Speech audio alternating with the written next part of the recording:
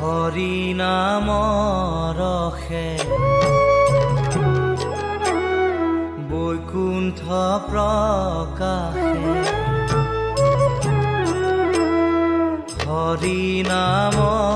ৰসে